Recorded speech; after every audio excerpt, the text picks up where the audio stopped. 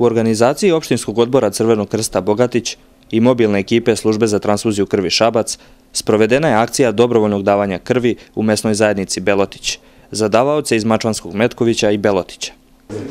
U današnjoj akciji dobrovoljnog sakupljanja dragocene tečnosti Belotića i Metkovića rezultati su tako impozantni da je došlo veliki broj, to se vidi iz priloženog.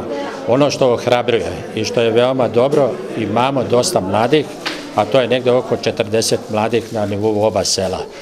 Plus sa starim davaocima prisutno je oko 145. Ja sam prezadovoljan pozivom mojih Metkovaca u ovoj akciji.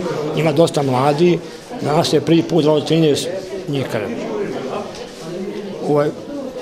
Mi smo dosta organizovali u Metkoviću, došlo je dosta Metkovaca, preko 60.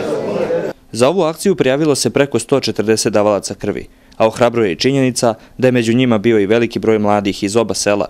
Za neke od njih ovo je bilo i prvo davanje krvi.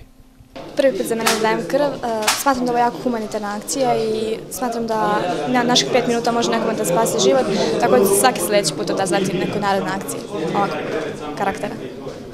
Već sam ranije davao krv, jako se odlično osjećam i sljedeći put kad bude ponovo davanje odazvaću se vrlo rado.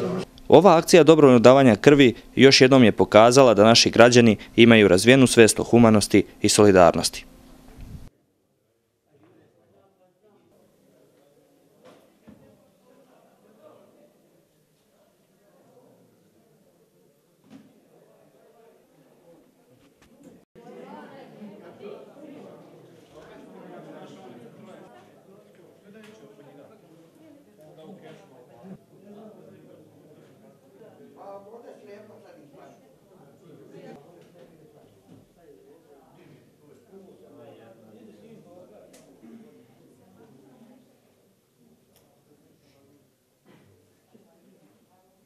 Lepo i ti.